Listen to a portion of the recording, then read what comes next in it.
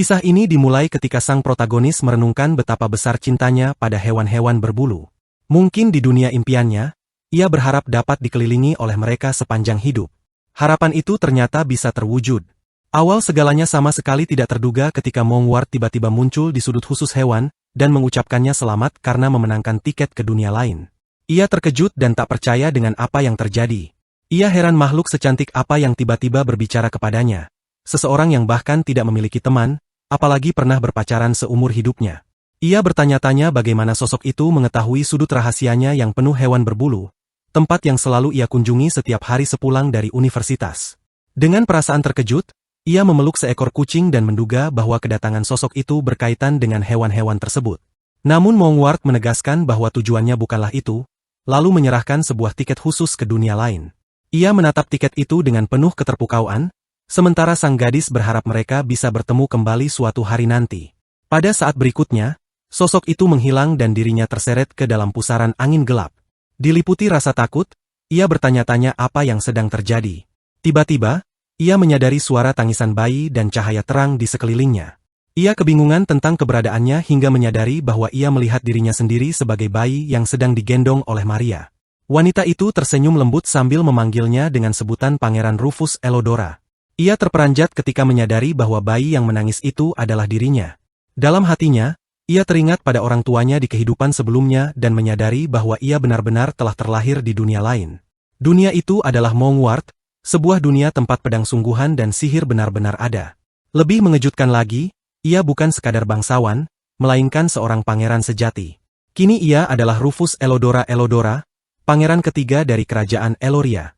Seiring bertambahnya usia, kelucuannya membuat semua orang jatuh hati, terutama para pengasuh dan pelayan istana. Menyadari situasinya, ia memilih untuk tidak menunjukkan kesadarannya dan terus berpura-pura sebagai bayi. Pada usia 7 tahun, tubuhnya telah tumbuh cukup besar.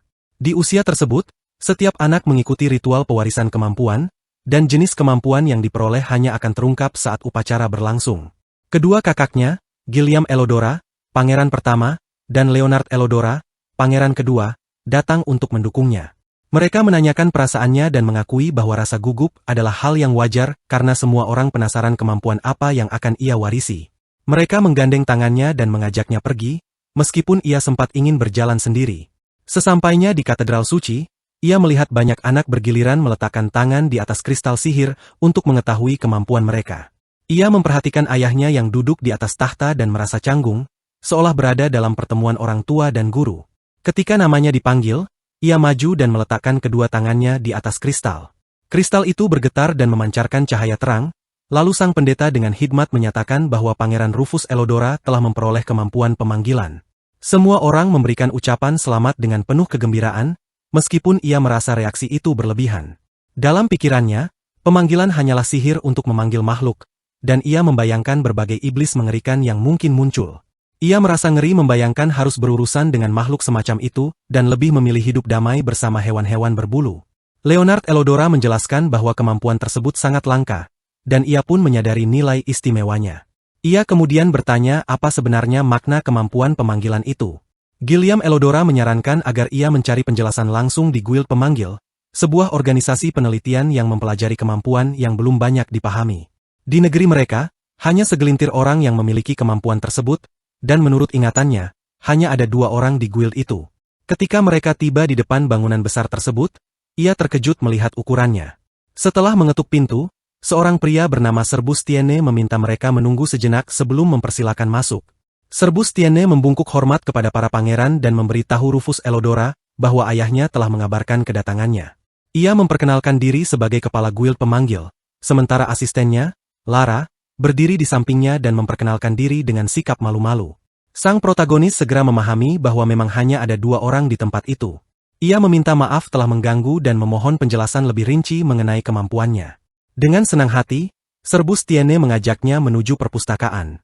Di dalam ruangan itu, Rufus Elodora memperhatikan perabotan sederhana berupa 2 rak buku penuh dan sebuah meja tunggal, sambil berpikir bahwa tempat itu hampir tidak layak disebut perpustakaan. Serbus Tiene kemudian mengambil sebuah buku dari rak dan menyerahkannya kepadanya. Rufus Elodora melirik buku itu dan mengira isinya hanyalah buku bergambar. Ia kemudian menoleh kepada pemimpin guild dan memastikan bahwa itulah yang dimaksud. Pria itu menjelaskan bahwa buku tersebut bukan membahas hewan atau monster biasa, melainkan makhluk yang disebut sebagai makhluk magis. Sang protagonis mengulang istilah itu dengan penuh keterkejutan, karena ia diberitahu bahwa makhluk-makhluk tersebut bahkan tidak tercatat dalam buku referensi bergambar di perpustakaan kerajaan. Ia sulit mempercayainya dan mulai bertanya-tanya apakah ia benar-benar hanya bisa memanggil makhluk-makhluk itu saja. Jumlah spesies yang tercantum jauh lebih sedikit dari yang ia bayangkan, membuat kemampuan itu tampak tidak terlalu berguna. Ia lalu meminta izin kepada kepala guild untuk menyaksikan langsung proses pemanggilan. Serbu Stiene menoleh ke arah Lara, dan gadis itu dengan senang hati menerima permintaan tersebut. Ia mengambil posisi, menutup mata, mengulurkan tangan, dan memusatkan pikirannya untuk memanggil seekor marmet. Sang protagonis menahan napas dengan cemas, berharap tidak ada sesuatu yang mengerikan muncul. Tiba-tiba, cahaya keemasan muncul di hadapan Lara, dan sesosok makhluk yang sangat mirip marmet terbentuk di ruang kosong. Sang protagonis langsung merasa gembira karena makhluk itu ternyata berbulu lembut. Dengan penuh semangat, ia bertanya apakah Lara bisa memanggil makhluk lain. Namun gadis itu meminta maaf karena itulah batas kemampuannya. Serbu Stiene kemudian menyatakan bahwa ia juga bisa melakukan hal yang sama. Mendengar itu, sang protagonis dengan antusias ingin menyaksikannya. Pemimpin guild melakukan gerakan yang sama seperti Lara dan memanggil seekor bardon. Seketika, seekor burung kecil berbulu lembut muncul dan bertengger di bahunya. Rufus Elodora merasa sangat senang melihat hewan itu, yang ternyata juga terasa lembut saat disentuh. Ia meminta izin untuk menyentuh makhluk lucu tersebut, lalu Serbu Stiene memindahkannya ke jarinya dan menyerahkannya kepadanya. Pemimpin guild kemudian menjelaskan bahwa untuk memanggil makhluk magis melalui kemampuan pemanggilan, seseorang harus membentuk bayangan yang jelas di dalam pikirannya. Hanya dengan visualisasi yang sangat rinci, makhluk tersebut dapat muncul. Sang protagonis memperhatikan anak burung itu dan menyadari betapa tenangnya ia. Dari situ, ia memahami bahwa kunci utamanya adalah membayangkan segalanya secara detail. Ia memutuskan untuk mencoba memanggil bardon sendiri. Ia membayangkan makhluk yang dipanggil Serbu Stiene tadi, dengan bentuk dan warna yang mengingatkannya pada burung peliharaan yang pernah ia rawat di kehidupan sebelumnya, sambil berharap semuanya baik-baik saja dengannya. Ia mengambil posisi, mengulurkan tangan, menutup mata, dan memusatkan pikirannya. Pada saat itu juga, seekor burung muncul di tangannya. Sang protagonis nyaris tidak bisa mempercayainya karena ia berhasil pada percobaan pertama. Tiba-tiba, anak burung itu mengepakkan sayapnya dan mengeluarkan suara yang jelas seperti sedang berbicara. Serbu Stiene dan Lara tertegun, begitu pula sang protagonis sendiri. Ia menyadari bahwa makhluk magis yang ia panggil mampu berbicara, sesuatu yang sama sekali tidak terduga bahkan bagi pemimpin guild dan asistennya. Rufus Elodora tersenyum, masih diliputi keterkejutan, karena selama ini berbicara dengan makhluk berbulu hanyalah impian yang tak pernah terwujud. Ia mulai berpikir bahwa jika ia mampu membayangkan sesuatu dengan cukup detail, mungkin ia bisa memanggil makhluk yang bahkan tidak tercatat di dalam buku itu. Jika memang begitu, tidak ada salahnya untuk mencoba. Ia kembali mengambil posisi, menutup mata, dan membayangkan makhluk besar yang lucu, seekor makhluk berbulu putih dengan bulu seputih salju, mata merah, dan kekuatan sihir yang luar biasa, makhluk terkuat yang bisa ia bayangkan, yaitu seekor naga. Pikirannya sendiri terasa kacau, karena bagaimanapun juga ia hanyalah seorang anak berusia 7 tahun. Serbu Stiene dan Lara mengamati perubahan ekspresi dan perilakunya dengan penuh keheranan. Ketegangan meningkat ketika mereka menyadari sesuatu yang besar sedang dipanggil. Sang protagonis sempat menenangkan dirinya sendiri di dalam pikiran, meyakinkan bahwa tidak ada yang perlu dipermalukan dari imajinasi seorang anak. Dengan penuh konsentrasi, ia akhirnya memanggil seekor naga berbulu putih bermata merah. Ketika ia membuka mata dan melihat ekspresi terkejut Serbu Stiene dan Lara, rasa malu tiba-tiba menyeruak dan ia menutupi wajahnya dengan kedua tangan. Ia mengira dirinya telah kehilangan akal sehat. Namun di hadapannya terbaring dengan tenang sesosok makhluk raksasa bermata merah dan berbulu putih. Jauh lebih mengesankan daripada yang ia bayangkan. Ia terhuyung karena kelelahan, dan tubuhnya segera ditopang oleh orang-orang di sekitarnya. Ia menyadari bahwa tenaganya terkuras habis dan mengulangi pemanggilan akan sangat sulit. Lara pun terlihat benar-benar kebingungan, sesuatu yang sepenuhnya bisa dimengerti. Pada saat itu, naga tersebut berbicara dan menyatakan bahwa tempat itu terlalu sempit. Sang protagonis kembali terperangah ketika menyadari bahwa makhluk ini juga dapat berbicara. Dengan ragu-ragu, Rufus Elodora meminta agar naga itu mengecil. Permintaan tersebut terdengar mustahil, namun sang naga menjelaskan bahwa jika ia diberi nama dan diakui sebagai miliknya, maka ukurannya bisa diubah sesuka hati atas perintahnya. Sang protagonis terkejut sekaligus gembira ketika menyadari bahwa ia bisa memelihara makhluk tersebut. Ia pun memberinya nama Rajios. Naga itu mengulangi nama barunya dan menyatakan bahwa nama tersebut terdengar bagus. Pada saat yang sama, anak burung kecil terbang menghampiri sang protagonis sambil mengeluarkan suara riang. Rufus Elodora kemudian meminta Rajios untuk mengecil hingga seukuran hewan kecil. Naga itu menyatakan akan mencobanya, lalu tubuhnya diselimuti awan putih. Ketika asap itu menghilang, Rajios telah kembali ke ukuran kecil. Melihat hasil tersebut, Rufus Elodora dipenuhi rasa bahagia yang luar biasa. Naga itu mulai terlihat terlalu menggemaskan, mirip seekor anak anjing, dan yang terpenting, tubuhnya sangat berbulu lembut. Rufus Elodora sempat berpikir bahwa ukuran itu tampaknya sudah mencapai batas maksimalnya. Namun tiba-tiba naga tersebut mulai bergetar hebat, dengan asap mengepul dari tubuhnya, membuat sang protagonis terkejut dan mengira perintahnya tidak dapat dipenuhi. Rajios kemudian menyampaikan bahwa dirinya akan segera menghilang. Dengan panik, sang protagonis segera memohon agar naga itu menunggu sebentar, karena ukuran seperti anak anjing sudah lebih dari cukup dan terasa sangat ideal baginya. Naga itu memastikan kembali apakah permintaan tersebut benar-benar diinginkan. Rufus Elodora mengusap keringat di dahinya akibat ketegangan dan menyadari bahwa dirinya tampak terlalu berlebihan dalam hal ini, sesuatu yang terasa cukup berbahaya. Ia ingin menggendong makhluk lucu itu dan menyampaikan keinginannya. Namun naga tersebut justru langsung melompat ke dalam pelukannya tanpa perlu diminta. Sang protagonis dengan bahagia memeluk erat makhluk berbulu itu dan merasa seolah-olah dirinya akan mati karena kebahagiaan. Pada saat itu, ia mendengar suara terkejut dari kepala guild yang menyadari bahwa apa yang terjadi benar-benar di luar dugaan. Pemanggilan makhluk magis yang tidak tercantum dalam buku referensi manapun, terlebih lagi mampu berbicara dengan bahasa manusia, adalah sebuah keajaiban. Peristiwa ini harus segera dilaporkan kepada Yang Mulia. Beberapa waktu kemudian, sang protagonis mengetuk pintu ruang kerja ayahnya dan meminta izin untuk masuk. Setelah berada di dalam, ia menyampaikan bahwa telah terjadi keadaan darurat yang mengharuskannya segera memberikan laporan. Ia menjelaskan bahwa ia baru saja menggunakan kemampuan pemanggilannya dan berhasil memanggil Rajios, seekor naga berbulu putih bermata merah, yang saat itu berada dalam pelukannya. Di saat yang sama, Pi terbang di atas kepalanya, menandakan kehadirannya. Sang raja terkejut ketika mendengar penjelasan tersebut, terutama saat mengetahui bahwa itu adalah naga bermata merah. Rufus Elodora kemudian menambahkan bahwa di bahunya juga bertengger makhluk lain yang ia panggil, seekor bardon bernama Pi. Ia membuat kedua peliharaannya memberi salam kepada sang raja. Rajios lalu menyampaikan niatnya untuk memperkenalkan diri secara resmi, karena menganggap hal itu sebagai sebuah kehormatan besar. Keterkejutan sang raja semakin bertambah ketika kedua makhluk itu berbicara dengan lancar. Rajios bahkan menyampaikan peringatan bahwa siapapun yang berusaha menyakiti tuannya, Rufus Elodora, tidak akan dimaafkan, sekalipun orang itu adalah ayahnya sendiri. Pi turut menegaskan kehadirannya. Sang raja merasa kepalanya dipenuhi terlalu banyak informasi sekaligus dan meminta penjelasan rinci dari putranya. Setelah sang protagonis menjelaskan semuanya secara detail, sang raja terdiam dalam keterkejutan. Tidak hanya karena putranya berhasil memanggil makhluk magis yang sama sekali tidak tercatat dalam sejarah, tetapi juga karena cara pemanggilan tersebut dilakukan. Rufus Elodora menjelaskan bahwa kunci utamanya adalah visualisasi yang sangat jelas. Sang raja masih merasa sulit mempercayainya, terutama karena yang berhasil dipanggil adalah seekor naga. Rufus Elodora tertawa kecil dan menoleh ke arah rekan barunya.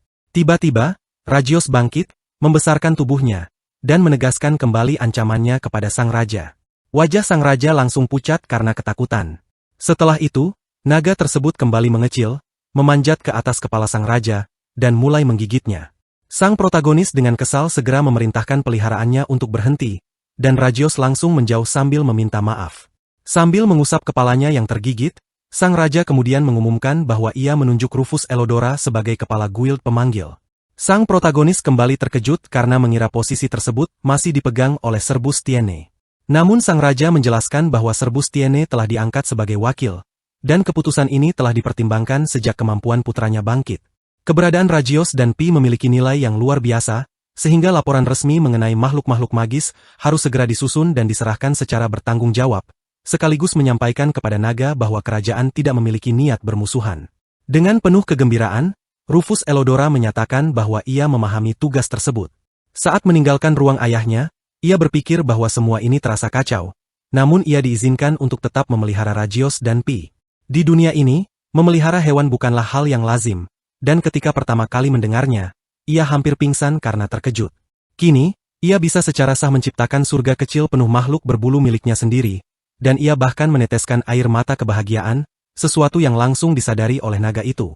Tak lama kemudian, Milia memanggilnya dengan senyum lembut dan menanyakan apakah ia memiliki urusan dengan ayahnya. Sang protagonis menjelaskan bahwa ia memang memiliki laporan penting. Milia kemudian memperhatikan hewan-hewan di sekitarnya dan bertanya tentang makhluk kecil apa yang ia bawa.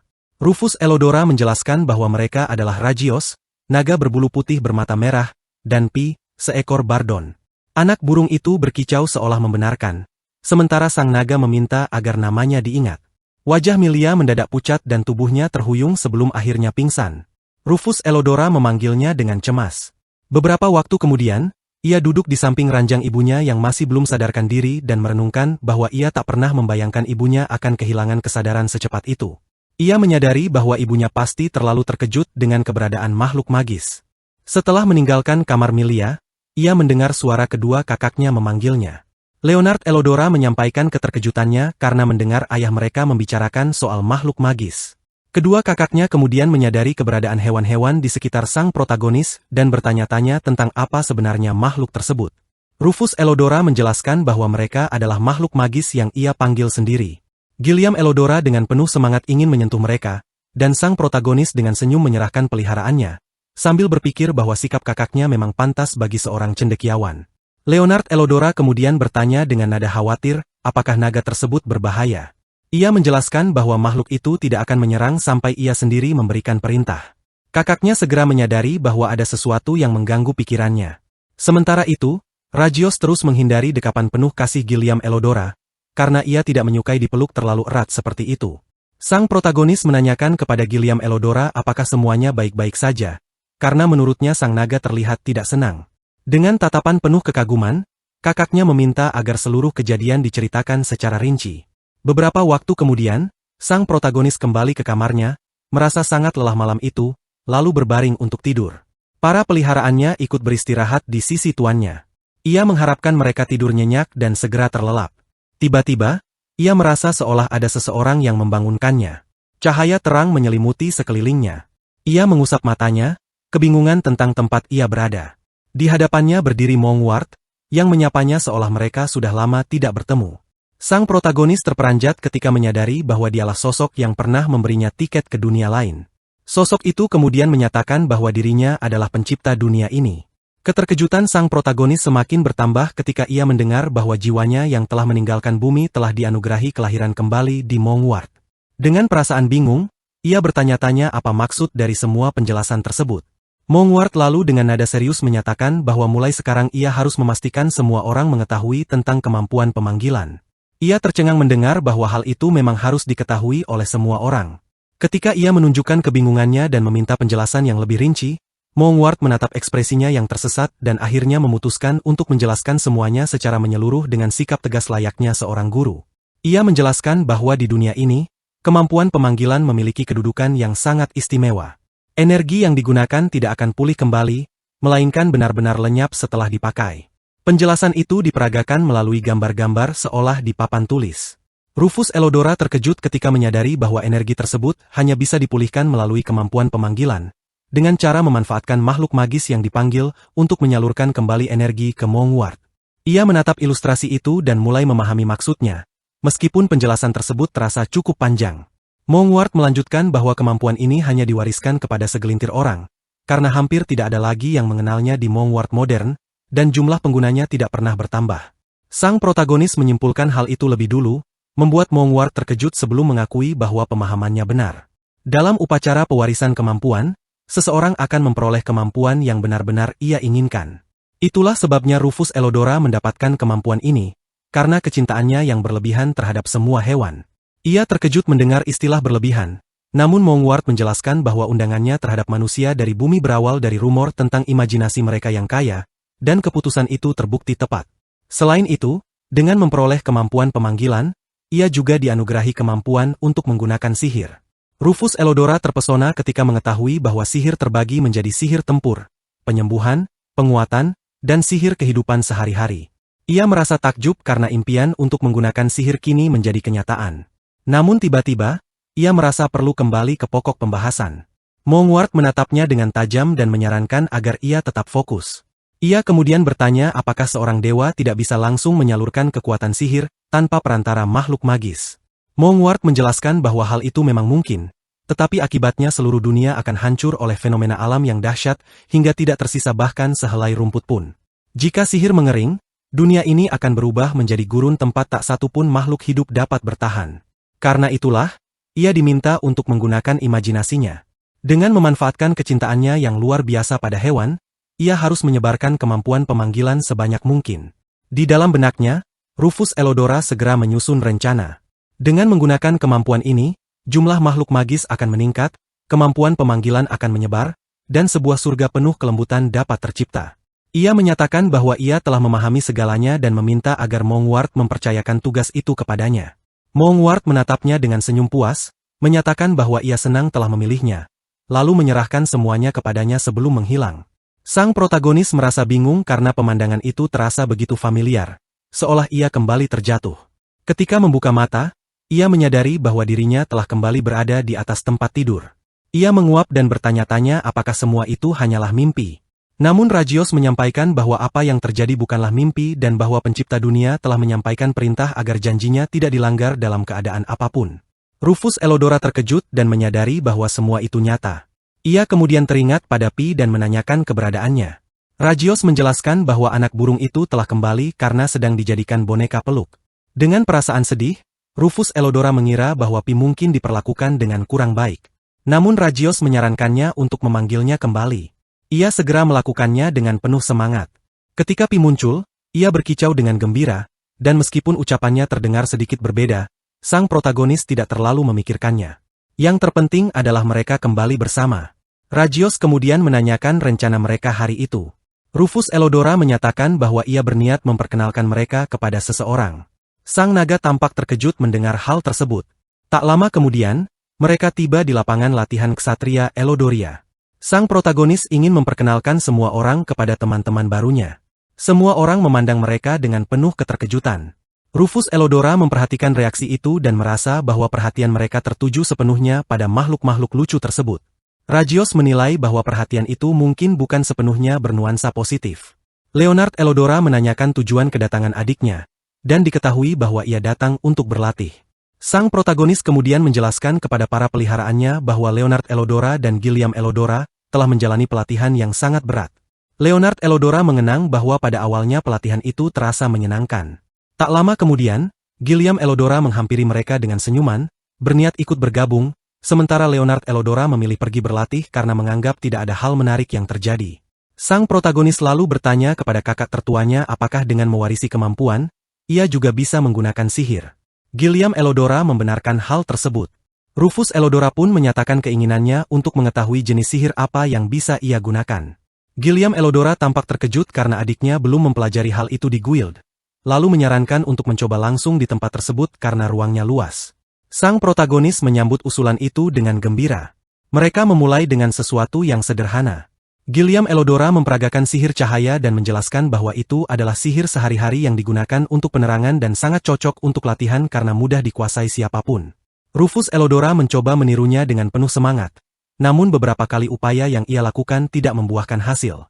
Ia merasa frustrasi dan bertanya-tanya mengapa ia tidak bisa melakukannya. Gilliam Elodora lalu menasihatinya untuk memusatkan energi sihir di telapak tangan sebelum melepaskan mantranya. Mengikuti saran itu dengan saksama, sang protagonis mencoba kembali, dan cahaya pun akhirnya menyala di telapak tangannya. Kegembiraannya meluap tanpa batas. Ia meminta kakaknya untuk menjelaskan lebih jauh, dan Gilliam Elodora menyetujuinya. Meski begitu, setelah mencoba sihir-sihir lain dan gagal berkali-kali, Rufus Elodora mulai diliputi firasat buruk dan merasa seolah-olah masa depan sihirnya telah berakhir sebelum benar-benar dimulai. Gilliam Elodora menenangkannya agar tidak berkecil hati. Beberapa waktu kemudian, sang protagonis memanggil Serbustiene dan Lara karena ada hal yang ingin ia tanyakan. Ia menanyakan jenis sihir apa yang bisa digunakan oleh seseorang yang memiliki kemampuan pemanggilan. Keduanya terperangah, sebelum Serbustiene menjelaskan bahwa pemilik kemampuan pemanggilan pada dasarnya tidak bisa menggunakan sihir secara langsung. Mendengar itu, hati sang protagonis hampir runtuh, hingga ia teringat kembali perkataan Gilliam Elodora bahwa jika orang-orang di sekitarnya bisa menggunakan sihir, maka tidak akan ada masalah. Sebuah gagasan tiba-tiba muncul di benaknya dan membuatnya terkekeh pelan. Ia menjelaskan idenya bahwa jika ia tidak bisa menggunakan sihir sendiri, maka biarlah makhluk magis yang melakukannya. Serbus Tiene dan Lara menatapnya dengan kebingungan. Rufus Elodora kemudian memandang lilin-lilin di sekitarnya dan menyimpulkan bahwa jika api digunakan untuk penerangan, maka mereka membutuhkan makhluk magis yang mampu mengendalikan api. Ia teringat pada makhluk dalam buku referensi, seekor salamander. Tanpa menunda, ia segera memanggil makhluk tersebut. Dalam sekejap, seekor salamander muncul di hadapannya dan menunjukkan rasa hormat serta kegembiraan karena telah dipanggil. Sang protagonis menggendongnya dan merasa bahwa makhluk itu memiliki pesona tersendiri, berbeda sepenuhnya dari Ragios dan Pi. Lara sempat merasa heran, namun salamander itu tidak terasa panas karena tidak sedang menyerang. Sebagai percobaan, Rufus Elodora meminta salamander itu menyalakan api. Ia meletakkan sepiring kertas di depannya, dan permintaan itu segera dipenuhi. Sang protagonis terkejut melihat hasilnya dan merasa kagum. Salamander bernama Chayan tampak bangga menerima pujian tersebut.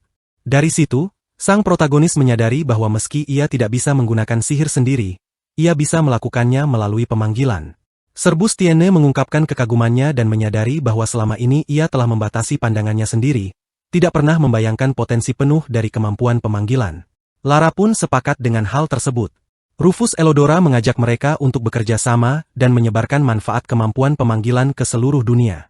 Keduanya menerima ajakan itu dengan senang hati dan berkenalan dengan Chayan, yang dengan gembira menerima nama barunya. Tanpa mereka sadari, kedua kakaknya dan Milia berdiri di luar pintu, mendengarkan percakapan itu. Sang protagonis kemudian menanyakan batas kekuatan api Chayan, dan salamander itu menjelaskan bahwa ia masih memiliki tenaga yang melimpah. Merasa kesempatan itu sayang untuk dilewatkan, Rufus Elodora sempat melontarkan gurauan untuk membakar segalanya, meski segera menegaskan bahwa itu hanya candaan. Pada saat itulah, kedua kakaknya dan ibunya memasuki ruangan. Milia yang terkejut memanggil nama putranya dan bertanya-tanya tentang apa yang baru saja ia ucapkan serta apa yang sebenarnya sedang terjadi. Sang protagonis merasa kebingungan dan bertanya dalam hati apa yang harus ia lakukan sekarang. Karena sejak Milia muncul, keadaan seolah berubah menjadi mimpi buruk. Milia menatap salamander itu dan bertanya kepada putranya tentang siapa makhluk kecil tersebut. Sang protagonis menjelaskan bahwa itu adalah makhluk baru hasil panggilannya, seekor salamander bernama Chayan. Mendengar hal itu, Milia ketakutan, mengira itu hanyalah seekor kadal, lalu kembali pingsan. Rufus Elodora segera memanggil ibunya dengan cemas karena mengira telah terjadi sesuatu yang buruk, dan seperti yang ia duga, reaksi ibunya kembali sangat berlebihan. Kali ini, Milia segera sadar dan mengatakan kepada anak-anak bahwa semuanya baik-baik saja serta meminta mereka untuk tidak khawatir. Ia mendekati sang protagonis, meminta maaf, dan meminta agar diperkenalkan kepada para peliharaannya. Sang protagonis menatapnya dengan lelah, mengingat bahwa ibunya juga sempat pingsan sehari sebelumnya. Milia menjelaskan bahwa kemarin ia tidak sempat menyapa mereka dan hal itu telah lama mengganggu pikirannya. Sang protagonis kemudian meminta para peliharaannya untuk memperkenalkan diri kepada ibunya. Mereka menyebutkan nama masing-masing satu persatu, yang membuat Milia semakin terperangah. Ia terkejut karena makhluk-makhluk itu ternyata bisa berbicara dan kemudian bertanya, apakah ia boleh membelai mereka. Sang protagonis mengizinkannya, dan Ragios dengan sikap angkuhnya menyatakan bahwa karena wanita itu adalah ibu tuannya, ia tidak keberatan untuk dibelai. Ketika Milia menyentuh Ragios, ia berseru kagum karena sisik naga itu terasa begitu lembut. Pi kemudian bertengger di tangannya, dan ia mengelus bulu-bulunya dengan lembut. Sambil tersenyum, Milia menyadari bahwa makhluk kecil itu memiliki wajah yang sangat manis dan meminta maaf karena sebelumnya sempat merasa takut. Chayan menyapanya sebagai ibu dari tuannya dan meyakinkannya bahwa semuanya baik-baik saja serta ia tidak perlu meminta maaf. Milia kemudian meminta mereka semua untuk rukun dengan putranya, Rufus Elodora, yang membuat sang protagonis merasa terkejut karena tidak menyangka ibunya benar-benar datang hanya untuk menyapa. Pada saat itu, Lara menjerit ketakutan. Chayan segera meminta maaf kepadanya dan menanyakan apakah ia baik-baik saja. Sang protagonis pun bertanya-tanya apakah Lara benar-benar takut pada salamander. Karena dengan kondisi seperti itu ia bahkan tidak akan mampu memanggil makhluk apapun, apalagi mengamatinya, padahal kemampuan menggunakan api akan sangat berguna. Tak lama kemudian, sang protagonis mendengar Lara berseru kagum. Ia menoleh dan melihat Pi bertengger di atas tumpukan buku sambil memamerkan kekuatannya dengan mengepakkan sayap. Sang protagonis berpikir bahwa mungkin jika wujudnya adalah seekor burung, hal itu akan berhasil. Tanpa ragu, ia memanggil seekor burung api, namun di luar dugaan, yang muncul justru seekor anak ayam kecil. Rufus Elodora menghela napas dan berpikir bahwa makhluk kecil itu memang sangat imut, meskipun pesonanya berbeda dari Pi, dan ia kembali menyadari bahwa kemampuannya benar-benar luar biasa, begitu pula dengan para peliharaan berbulu miliknya. Anak burung itu berkicau, dan nyala api kecil menyembur dari paruhnya. Sang protagonis lalu menanyakan pendapat Lara tentang peliharaan baru tersebut. Gadis itu terkejut dan menanyakan makhluk kecil itu, lalu menggendongnya, sementara Rufus Elodora menjelaskan bahwa itu adalah anak dari burung api. Lara menatap makhluk berbulu itu dan berpikir bahwa mungkin suatu hari ia juga bisa memanggilnya. Beberapa waktu kemudian, ketika sang protagonis tiba di perpustakaan, ia menemukan Serbus sedang membaca sebuah buku. Ia menanyakan apa yang sedang dilakukan pria itu, dan mantan pemimpin guild tersebut menjawab sambil tersenyum bahwa karena jumlah makhluk sihir terus bertambah, ia merasa perlu menyusun buku referensi baru untuk keperluan laporan. Sang protagonis merasa kagum dan berpikir bahwa inilah yang benar-benar mereka butuhkan. Ia memanggil Balto dan menanyakan apakah anak itu bisa menggambar. Namun jawabannya tidak. Ia lalu bertanya kepada Lara, tetapi melihat hasil gambarnya yang buruk, ia menyadari bahwa sepertinya ia harus mengerjakan semuanya sendiri. Sang protagonis mencoba menggambar Cayan, tetapi makhluk itu sendiri mengatakan bahwa hasilnya sangat buruk. Serbus menyarankan agar pekerjaan tersebut diserahkan kepada pelukis istana, dan sang protagonis hanya bisa menghela napas, merasa sayang karena hasilnya menjadi seperti itu. Tiba-tiba, sebuah ide muncul di benaknya, dan ia menyadari bahwa ia bisa memanggil seekor beruang seniman. Rufus Elodora segera melakukannya, dan dalam sekejap, seekor beruang besar muncul. Sang protagonis memeluknya dan memberi nama Beart, lalu memintanya menunjukkan kemampuannya dengan menggambar Rajios. Beart langsung menggambar sebuah potret yang luar biasa indah dan memperlihatkannya kepada mereka. Sang protagonis terperangah, sementara Serbus yang tak kalah terkejut menyatakan bahwa bahkan pelukis istana pun akan iri pada kecepatan dan keterampilan tersebut. Sang protagonis kemudian meminta Beart untuk menggambar dengan gaya yang berbeda, dan seketika muncul sebuah wajah yang sangat buruk rupa. Lara, yang menatap potret itu dengan bingung, bertanya-tanya apakah itu benar-benar dirinya. Dan ekspresinya yang penuh keterkejutan membuat Rufus Elodora tertawa terbahak-bahak. Tiba-tiba, Raja memasuki ruangan dan mengatakan bahwa ia telah mendengar semuanya. Baginda menatap para hewan itu dan berkomentar bahwa jumlah mereka tampaknya bertambah. Sang protagonis dengan bersemangat meminta semua makhluk itu menyapa ayahnya. Sang Raja menyatakan bahwa semuanya baik-baik saja dan meminta agar semuanya dibiarkan seperti adanya, sementara ia duduk dengan tenang sejenak. Setelah itu, mereka keluar ke lorong. Sang protagonis teringat kata-kata ayahnya dan menyadari bahwa ia seharusnya tidak bersikap terlalu keras sebelumnya. Ia mendapati dirinya memiliki banyak waktu luang dan memilih untuk tidak mengganggu Serbus serta Lara, sehingga mereka pun pergi. Rufus Elodora menawarkan untuk menunjukkan para sahabat berbulunya berkeliling istana, meskipun Rajios khawatir hal itu akan menarik lebih banyak perhatian. Sang protagonis setuju dan berpikir bahwa berdiam diri di kamar juga bukan pilihan yang baik. Ia kemudian teringat cerita kakaknya, Leonard Elodora, tentang bagaimana ia pernah menjelajahi ruang bawah tanah istana dan menemukan sesuatu di sana. Dengan pemikiran itu, mereka pun memutuskan untuk menuju ke ruang bawah tanah istana. Sang protagonis mulai berbicara di dalam kepalanya sendiri sementara ayahnya baru saja memerintahkannya untuk duduk diam. Tetapi pikirannya dipenuhi bayangan tentang sesuatu yang luar biasa yang mungkin tersembunyi di bawah sana. Ia membayangkan harta emas dan perak, atau bahkan kemungkinan menemukan sebuah pintu menuju dunia lain, meskipun ia sadar bahwa jika mereka tertangkap, semuanya akan berakhir dengan kehancuran. Ia mempertanyakan dirinya sendiri, apakah ia benar-benar memahami risiko itu, dan apakah setelah bereinkarnasi ke dunia lain ia sungguh-sungguh berniat menjalani hidup tanpa petualangan sama sekali. Kesimpulannya pun jelas, mereka akan pergi ke ruang bawah tanah. Dengan pikiran itu, sang protagonis memimpin para pengikutnya menuju tempat yang ia yakini benar. Rajios menanyakan dengan rinci di mana letak ruang bawah tanah tersebut, dan ia menjawab bahwa tempat itu seharusnya berada di area yang hanya bisa diakses oleh keluarga kerajaan. Ia teringat bahwa Leonard Elodora pernah menyebutkan tentang sebuah pintu hitam kuno, dan tak lama kemudian mereka benar-benar tiba di hadapan sebuah pintu hitam raksasa.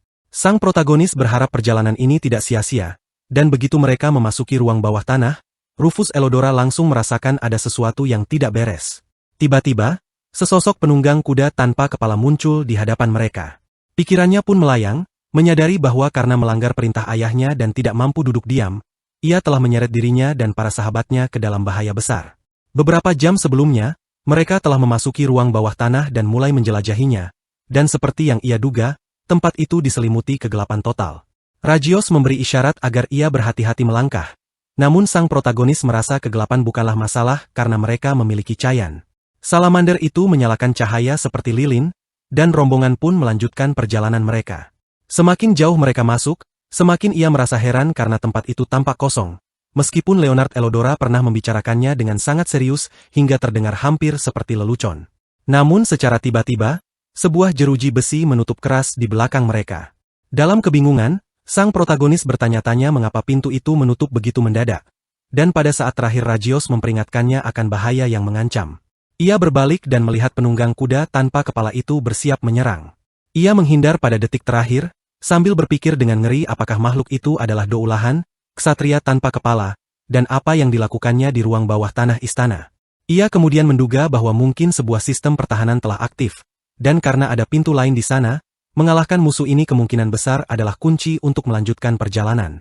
Dengan jantung berdebar, ia menatap Doulahan, terpesona sekaligus takut akan serangannya. Tiba-tiba, Leonard Elodora dan Gilliam Elodora mendekatinya. Saudara tengahnya tersenyum dan menanyakan apa yang sedang ia lakukan di tempat ini, sambil menyesalkan bahwa ia tidak diajak sejak awal. Melihat kedua kakaknya, sang protagonis merasa sangat lega. Kakak tertuanya menjelaskan bahwa ia memang telah mengawasinya, dan mengingatkan bahwa memasuki ruang bawah tanah tanpa izin adalah hal terlarang karena terdapat sistem keamanan bertingkat yang membuat pelarian hampir mustahil setelah diaktifkan. Dengan senyum santai, Leonard Elodora menambahkan bahwa jika ayah mereka mengetahui hal ini, nasib sang protagonis akan tamat. Namun sebelum itu mereka harus menyelesaikan musuh di depan mata. Ia dengan mudah menghindari serangan lawan dan mencatat bahwa sudah lama mereka tidak bertemu. Sang protagonis terkejut mengetahui bahwa kakaknya pernah melawan makhluk itu sebelumnya, pada usia yang hampir sama dengannya sekarang, dan bahwa pertarungan saat itu sangat berat. Dengan kecepatan kilat, pangeran kedua menebas musuh tersebut dan menyarungkan pedangnya. Sang protagonis terperangah karena gerakan kakaknya begitu cepat hingga matanya tak mampu mengikutinya. Leonard Elodora tersenyum dan menilai bahwa makhluk itu telah melemah dibandingkan sebelumnya, sementara Rufus Elodora memandangnya dengan penuh kekaguman, menganggap kemampuan itu sebagai teknik pedang suci yang sesungguhnya. Tak lama kemudian, sebuah pintu terbuka dan seekor gargole muncul. Sang protagonis langsung menyadari bahaya karena gargole adalah monster yang kekuatannya tidak kalah dari Doulahan. Gilliam Elodora melihat ini sebagai kesempatan untuk menunjukkan kemampuannya kepada Rufus Elodora, dan dengan senyum tenang ia mengambil alih. Dalam sekejap, pangeran pertama menggunakan sihirnya dan membakar habis monster itu, lalu sempat menilai bahwa serangannya barusan terasa agak ceroboh. Leonard Elodora memuji hasil tersebut, sementara sang protagonis merenung bahwa meskipun ia tahu kedua kakaknya sangat kuat, dirinya masih jauh dari level mereka dan selalu membutuhkan perlindungan. Setelah gargole dikalahkan, ruangan berikutnya terbuka, dan ketika mereka masuk, pasukan penunggang kuda serta gargole muncul di hadapan mereka. Melihat jumlah musuh yang begitu banyak, sang protagonis merasa ngeri dan bertanya-tanya mengapa semuanya berkumpul di sini.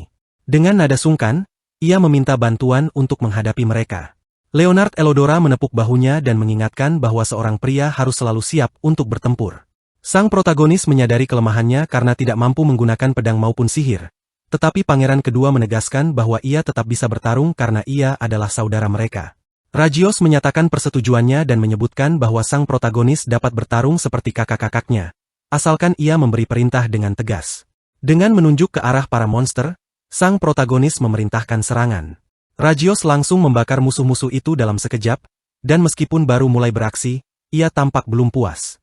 Leonard Elodora menilai bahwa pertarungan ini belum berakhir, sehingga sang protagonis memanggil makhluk-makhluk lainnya dan memerintahkan mereka untuk mengerahkan seluruh kemampuan. Para peliharaannya menyerbu musuh dan menghancurkan mereka satu persatu, lalu kembali melapor bahwa semuanya telah selesai. Leonard Elodora mengakui bahwa bahkan dirinya sendiri belum pernah melangkah sejauh ini. Setelah pertempuran usai, sebuah gerbang besi lain terbuka. Mereka melangkah masuk dan mendapati diri mereka berada di sebuah alun-alun yang terang. Sang protagonis memperhatikan bahwa meskipun disebut alun-alun, tempat itu hanya terdiri dari dinding dan sebuah pedestal di tengahnya.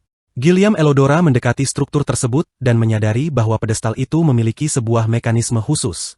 Ia melukai jarinya hingga darah menetes, dan sang protagonis segera berlari menghampirinya dengan perasaan panik.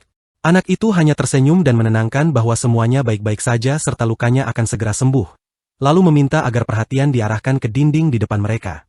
Beberapa saat kemudian, sebuah pintu rahasia terbuka, dan Gilliam Elodora menjelaskan dengan senyum bahwa pintu itu hanya dapat dibuka menggunakan darah keluarga kerajaan. Sang protagonis terkejut menyadari bahwa tidak seorang pun selain keluarga kerajaan dapat memasuki tempat ini. Ia pun bertanya kepada kakaknya tentang apa yang ada di dalam, dan sang pangeran memintanya untuk masuk agar ia dapat memahami semuanya dengan segera. MC melangkah masuk dan mendapati tumpukan harta yang tak terhitung jumlahnya. Membuatnya terpana karena ternyata benar-benar ada gudang harta tersembunyi di sana. Gilliam Elodora menjelaskan bahwa karena ruang bawah tanah ini sangat kokoh, tempat tersebut digunakan sebagai gudang penyimpanan persediaan untuk keadaan darurat. Sang protagonis bertanya apakah semua orang mengetahui hal ini, dan Leonard Elodora menjawab bahwa seluruh keluarga mengetahuinya, meskipun ia sendiri baru mengetahuinya belakangan. Rufus Elodora pun merenung, bertanya-tanya apakah mewarisi sebuah skill berarti dirinya telah diakui sebagai bagian dari keluarga kerajaan. Tiba-tiba Rajios menatap dinding dengan ekspresi serius, dan MC menyadari hal itu lalu menanyakan apa yang terjadi. Sang naga menjelaskan bahwa ia merasakan kehadiran sekutu yang sangat kuat di balik dinding tersebut. Sang protagonis terkejut dan bertanya apakah itu benar-benar makhluk magis, sementara Gilliam Elodora mengetuk dinding dan merasakan adanya ruang di baliknya, meskipun bahkan ia tidak mampu menghancurkannya. Sang protagonis mendekati dinding itu dan menyentuhnya dengan ringan, hingga sebuah jalur rahasia pun terbuka. Mereka kemudian berhadapan dengan sebuah peti yang dapat berbicara, yang dengan nada mengancam menanyakan siapa yang berani mengganggu tidurnya, sebelum tertawa dan mengakui bahwa itu hanyalah sebuah lelucon yang selalu ingin ia coba. Gilliam Elodora bertanya dengan senyum apakah peti berbicara itu adalah sebuah jebakan, sementara Leonard Elodora merasa curiga dan mempertimbangkan untuk membongkarnya. Peti itu menjadi ketakutan dan memohon agar tidak dihancurkan, menegaskan bahwa ia tidak akan menyakiti siapapun. Rufus Elodora menatapnya dan bertanya apakah ia sendirian di tempat itu selama ini, dan peti itu mengakuinya serta mengatakan bahwa ia sedang mencari tuan baru. Setelah beberapa saat saling menatap, muncul pemikiran bahwa sang protagonis mungkin bisa menjadi tuannya. Sebuah gagasan yang membuatnya terkejut dan menanyakan apakah mereka perlu membuat kontrak. Peti itu menyetujui dan menjelaskan bahwa yang perlu dilakukan hanyalah memberinya sebuah nama. Leonard Elodora mendekat dan bertanya apakah sang protagonis sudah memiliki ide nama. Tetapi setelah mencoba memikirkan beberapa nama, ia menyadari bahwa hal itu tidak semudah yang dibayangkan. Ia pun memanggil Rajios dan menanyakan apakah seseorang dapat menjadi tuan dari makhluk magis yang dipanggil oleh orang lain. Dan sang naga menjawab bahwa hal itu mungkin saja, bahkan memungkinkan untuk memanggil makhluk yang tidak berasal dari dunia ini. Sang protagonis menatap peti itu dan menyadari bahwa makhluk tersebut pasti telah berada di sana sendirian, untuk waktu yang sangat lama tanpa pernah disadari siapapun. Leonard Elodora dengan ekspresi kurang puas mengakui bahwa ia tidak dapat memikirkan nama apapun, dan peti itu menanggapi dengan seringai seolah mempertanyakan kejujuran pernyataan tersebut. Sang protagonis kembali mendekat dan menanyakan apakah peti itu telah menunggu seseorang datang selama ini. Dan peti itu mengakuinya serta mengatakan bahwa karena tidak ada hal lain yang bisa dilakukan, ia bahkan memikirkan cara menyambut orang berikutnya. Dengan sedikit kebingungan, sang protagonis mulai menyusun nama berdasarkan kata trapbox, hingga akhirnya menemukan nama Torchon. Seketika, peti itu memancarkan cahaya terang, membuatnya khawatir tentang apa yang sedang terjadi. Cahaya itu kemudian mereda, dan peti tersebut menyatakan bahwa proses pendaftaran ulang tuan telah selesai. Kedua kakaknya memanggilnya dengan nada tidak senang, dan sang protagonis dengan tegas menyatakan bahwa ia tidak memberi nama itu untuk menjadikannya budak, karena makhluk magis adalah sahabatnya, dan peti itu pun adalah sahabatnya. Torchon tertawa puas mendengar hal tersebut, dan sang protagonis terkejut menyadari bahwa peti itu tampak benar-benar senang. Ia pun memahami bahwa skill pemanggilan tidak hanya memungkinkan memanggil hewan, tetapi juga berbagai makhluk magis lainnya.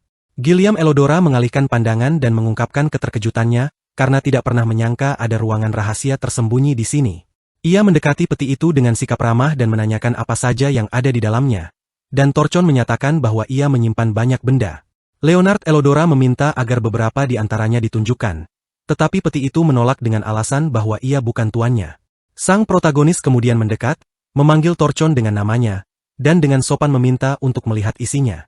Peti itu setuju dan mengeluarkan berbagai senjata serta benda lain yang jatuh berserakan di lantai, membuat semua orang terkejut dan bertanya-tanya apakah di dalamnya terdapat ruang 4 dimensi. Sang protagonis memeriksa benda-benda tersebut dan menyadari bahwa ada begitu banyak senjata yang belum pernah ia lihat sebelumnya. Leonard Elodora mengambil sebuah sandal dan mempertanyakan apakah benda itu benar-benar bisa disebut senjata. Sementara mereka mulai berpikir bahwa isi peti ini mungkin bahkan lebih berharga daripada harta di perbendaharaan mereka. Torchon tertawa dan menyatakan bahwa mereka boleh terus memujinya. Perhatian Rufus Elodora kemudian tertuju pada sebuah benda pendek yang aneh di lantai, dan ia menanyakan apa itu. Merasa benda tersebut tampak familiar, ia menekan sebuah tombol hingga seberkas cahaya memancar dari gagangnya, lalu segera mematikannya, melemparkannya, dan menyimpulkan bahwa itu tampaknya merupakan senjata dari masa lalu yang sangat jauh. Ia mengusap keringat di dahinya dan berpikir bahwa situasi ini berbahaya, karena pandangannya tentang dunia hampir runtuh sepenuhnya. Ia merasa akan lebih baik jika mencari senjata yang lebih sederhana, lalu mengambil pedang besar itu dengan ekspresi sedikit khawatir, merasa bahwa pedang tersebut tampak seperti artefak kuno yang seolah berasal dari museum. Ia memutuskan untuk mencoba mengayunkannya. Leonard Elodora menatapnya dan tampak hendak mengatakan sesuatu. Namun pada saat itu sang protagonis sudah lebih dulu mengayunkan pedang yang baru saja diambilnya. Sebuah gelombang energi dahsyat terlepas dan meninggalkan bekas sayatan besar di dinding. Ia sangat terkejut dengan apa yang terjadi dan berseru keras. Bertanya-tanya pedang macam apa itu sebenarnya. Gilliam Elodora memanggil namanya dengan cemas dan menanyakan apakah semuanya baik-baik saja. Ia menoleh dan dengan suara keras mengatakan bahwa dirinya tidak apa-apa, meskipun dinding di belakangnya telah rusak. Leonard Elodora berdiri di dekat sana, menatap bekas sayatan itu, lalu memastikan apakah memang benar demikian. Sang protagonis berbalik kepadanya dan bertanya apakah kakaknya benar-benar mengetahui jenis pedang tersebut. Setelah mengingatnya, Leonard Elodora menyatakan bahwa pedang itu adalah Excalibur. Ia terguncang mendengar hal itu dan berpikir bahwa berarti dirinya baru saja memegang pedang suci di tangannya sendiri. Ia kembali mengangkat pedang itu, menyentuh pipinya, dan menyimpulkan dari cahaya yang dipancarkannya bahwa itu tanpa ragu adalah pedang suci Excalibur. Ia nyaris tidak percaya bahwa hari akhirnya tiba ketika ia bisa melihat Excalibur secara langsung. Rajios menatap pedang itu dengan seringai kecil dan mengisyaratkan bahwa ekspresi sang protagonis mirip dengan caranya menatap mereka sebelumnya, sesuatu yang dianggap wajar mengingat sifat kakaknya. Ia terkejut mendengar hal tersebut dan bertanya dengan suara keras apakah dirinya benar-benar terlihat seperti itu dari luar. Leonard Elodora meletakkan tangan di bahunya, memanggil namanya, dan bertanya apakah ia ingin mengambil pedang itu. Ia menjelaskan dengan nada agak bingung bahwa akan sangat disayangkan jika harta sebesar itu dibiarkan sia-sia. Sang protagonis merasa sangat senang dan mengucapkan terima kasih, meskipun dalam hati ia berpikir dengan sedikit tidak puas bahwa ia baru saja melihat sisi paling keras dari kakaknya yang tangguh.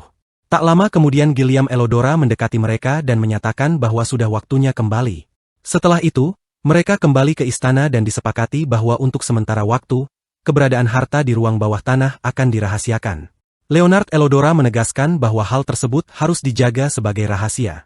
Namun, mereka terkejut ketika berbalik dan melihat ayah mereka mendekat dengan ekspresi serius yang menakutkan. Sang raja bertanya apakah mereka baru saja keluar dari ruang bawah tanah dan apa arti suara keras yang terdengar sebelumnya. Kekhawatiran langsung menyelimuti mereka, karena mereka merasa rahasia itu telah terbongkar. Sang raja memanggil Leonard Elodora, tampak hendak menyinggung tentang pedangnya. Lalu dengan wajah penuh kegembiraan menyatakan bahwa ia ingin melihatnya. Ia menarik pedang itu dari sarungnya dan dengan ekspresi sangat bahagia menyebutkannya sebagai pedang suci Excalibur. Kedua putranya benar-benar terkejut melihat betapa santainya sang raja mengungkapkan hal tersebut. Dengan nada serius, sang raja memanggil mereka semua satu persatu dan memerintahkan agar mereka mengikutinya, karena ia ingin mendengar keseluruhan cerita. MC kemudian memanggil Torchon dan menjelaskan bahwa tampaknya salah satu leluhur mereka dahulu memiliki skill pemanggilan, sehingga makhluk itu dapat dipanggil. Ayah mereka bertanya apakah masih ada senjata lain di dalam Torchon, dan sang protagonis berbalik kepadanya untuk menanyakan hal tersebut. Torchon menjawab dengan suara tenang bahwa ia memiliki segalanya. Jawaban itu menarik perhatian sang raja, hingga ia spontan menanyakan tentang pedang iblis Durand, tombak suci Gungnir, dan tombak ajaib Longinus. Sang protagonis terkejut mengetahui bahwa semua itu memang ada, lalu menoleh kepada ayahnya dan menyatakan bahwa kenyataannya memang demikian. Sang raja benar-benar terkejut dan bertanya apa sebenarnya arti semua itu. Ia menatap Torchon dan menyadari bahwa makhluk tersebut benar-benar menyimpan apapun di dalam dirinya. Sang raja kemudian menggunakan skill penilaian pada pedang itu dan menyatakan bahwa meskipun sulit dipercaya, pedang tersebut memang Excalibur yang asli. Namun, ia langsung menambahkan pertanyaan apakah mereka diizinkan memasuki ruang bawah tanah tanpa izin. Mendengar itu, mereka semua tersentak ketakutan. Ia pun menyatakan bahwa karena mereka telah melanggar larangan, satu-satunya hal yang tersisa adalah memberikan hukuman. Ia memanggil kedua putra sulungnya dan memerintahkan mereka untuk menyusun daftar seluruh senjata. Keduanya menanggapi hukuman tersebut dengan cara yang sangat berbeda, tetapi tidak berani membantah. Sang raja melanjutkan bahwa berdasarkan daftar itu, Rufus Elodora harus memeriksa apakah Torchon benar-benar menyimpan semua senjata tersebut, dan Excalibur juga harus dikembalikan. Leonard Elodora sangat terkejut mendengar hal itu dan hampir mengajukan keberatan. Tetapi perintah tersebut diulangi dengan nada tidak senang.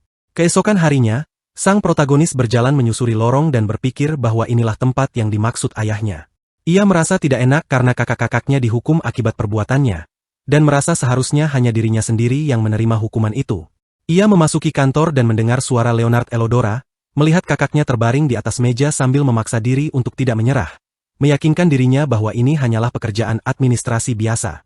Di sampingnya, Gilliam Elodora sedang berlatih dengan pedang dan mengeluh keras dengan nada tidak puas, seolah benar-benar ingin terlibat dalam semua ini. Sang protagonis menatap mereka dengan ekspresi cemas dan berpikir bahwa suasana ini benar-benar seperti neraka baginya. Bagi dirinya yang memiliki kecenderungan akademis, menyusun daftar justru merupakan kesenangan tersendiri, dan ayahnya memahami hal tersebut sehingga melarangnya ikut serta dalam hukuman itu. Setelah beberapa waktu, Leonard Elodora mendekatinya, memanggil namanya, dan mengatakan bahwa mereka telah menyelesaikannya. MC menerima setumpuk besar dokumen dan memuji mereka atas kerja keras itu. Gilliam Elodora terus berlatih dengan pedangnya sambil menatap mereka dan menyatakan bahwa ia juga ingin ikut terlibat. Sang protagonis, bersama para makhluk panggilannya, mulai membawa tumpukan daftar tersebut, merasa bahwa suasana ini benar-benar tak tertahankan. Belakangan, ia memasuki kantor lain dan mengucapkan terima kasih kepada mereka yang telah membantunya membawa dokumen-dokumen itu. Ia kemudian memanggil Torchon dan meminta agar isi di dalamnya diperiksa kembali. Setelah memperoleh persetujuan, ia menyatakan bahwa dirinya akan menyebutkan satu persatu nama senjata, lalu memastikan apakah senjata-senjata tersebut memang dimilikinya atau tidak. Setelah beberapa waktu berlalu, ia dengan ekspresi sedikit lelah mengatakan bahwa mereka akhirnya menyelesaikan pemeriksaan beberapa item. Ia kemudian memikirkan sesuatu dan bertanya apakah selain senjata dan zirah, masih ada benda lain yang dimilikinya. Ia mengiyakan dan menyebutkan bahwa ada pula artefak sihir. Hal itu langsung menarik perhatiannya, hingga ia bertanya apakah ia bisa melihat benda semacam itu, dan permintaan tersebut disetujui. Tak lama kemudian, sebuah kubus kecil dilemparkan ke lantai. Ia mengambilnya, mulai memeriksanya dengan saksama, lalu tanpa sengaja menekan sebuah tombol hingga hembusan angin yang sangat kuat keluar darinya. Ia segera mematikannya dan bertanya-tanya apakah benda itu semacam kipas. Lalu dijelaskan bahwa itu adalah kotak angin. Ia mengintip ke dalam kotak tersebut dan bertanya apakah terdapat zamrud di dalamnya sebagai sumber energi, lalu kembali bertanya apa lagi yang dimiliki. Torchon menjelaskan bahwa ada pula minuman energi otot atau nektar, sebagai contoh. Ia sangat terkejut mendengarnya dan refleks menangkap botol-botol yang sempat terlempar. Rufus Elodora kemudian mengingat bahwa nektar, jika ingatannya tidak keliru, adalah eliksir pemulih. Ia menjadi sangat cemas, merasa bahwa benda tersebut seharusnya tidak ada di dunia ini, dan segera menyarankan agar semuanya disimpan kembali. Setelah berpikir sejenak, ia juga menyebutkan kemungkinan adanya senjata pemusnah massal atau sesuatu yang serupa. Dengan ekspresi serius, ia mendekatinya dan menegaskan bahwa ia memang menanyakannya, tetapi dalam keadaan apapun benda itu tidak boleh dikeluarkan. Ia merasa sangat gelisah, berpikir bahwa semua itu adalah peninggalan yang tidak seharusnya ada di era sekarang. Ia pun bertanya-tanya dari zaman mana leluhur yang memanggil makhluk ini berasal, dan bagaimana jika isi di dalamnya ternyata adalah senjata dari era peradaban kuno. Hal semacam ini pernah terjadi sebelumnya. Pada masa lampau, para dewa dan iblis pernah berperang, hingga pada suatu titik seolah saling memusnahkan, menyebabkan keduanya menghilang. Dalam keadaan terdesak, para dewa memberikan manusia senjata hasil tempa ilahi dan menjadikan mereka sekutu. Setelah para dewa dikalahkan, manusia yang tersisa menggunakan senjata tersebut untuk memusnahkan para iblis. Ia kemudian memanggil Rajios dan bertanya-tanya apakah iblis masih ada hingga sekarang. Rajios hanya menanggapinya dengan senyum miring, seolah mengatakan bahwa tidak ada yang benar-benar tahu. Ia sedikit terkejut oleh jawaban itu dan menyimpulkan bahwa bahkan Rajios sendiri tidak mengetahuinya, meskipun ia merasa bahwa sekalipun iblis masih ada, hal itu tidak akan menjadi masalah baginya. Dengan ekspresi agak khawatir, ia memikirkan masa depan yang terasa merusak. Ia sempat memanggil pemiliknya dan menghentikan tangannya, lalu tersadar apakah pekerjaan itu sudah selesai. Mengingat kembali tugasnya, ia pun melanjutkan pekerjaannya. Beberapa waktu kemudian, ayahnya datang menghampirinya, memanggil namanya, dan menanyakan bagaimana perkembangan pekerjaan tersebut. Sang protagonis menoleh dan menyatakan bahwa semuanya berjalan lancar. Ayahnya mendekati meja dan menyebutkan bahwa jumlahnya benar-benar luar biasa, sementara ia menjelaskan bahwa itu baru beberapa lembar awal, tetapi seluruh barang memang ada. Ayahnya mengambil salah satu dokumen dan memerintahkan agar mulai sekarang ia memilih beberapa senjata dari setiap lembar untuk diperiksa. Karena dengan jumlah sebanyak itu, prosesnya akan memakan waktu terlalu lama. Namun, yang terpenting adalah memastikan bahwa semua yang tercantum benar-benar ada. Setelah mendapat kepastian, ia menegaskan agar dalam keadaan apapun tidak ada barang yang dikeluarkan, memastikan bahwa belum ada satupun yang diambil. Setelah menyetujui hal tersebut, ia melanjutkan pemeriksaan hingga akhirnya selesai. Ia merebahkan kepalanya di atas meja dan merasa bahwa meskipun berada dalam tubuh seorang anak, duduk bekerja seharian tetap sangat melelahkan. Ia ingin pergi mandi, tetapi bahkan untuk bergerak pun terasa enggan, meskipun keinginannya untuk berendam di pemandian air panas sangat kuat. Ia pun bertanya-tanya apakah di dunia ini terdapat budaya pemandian air panas.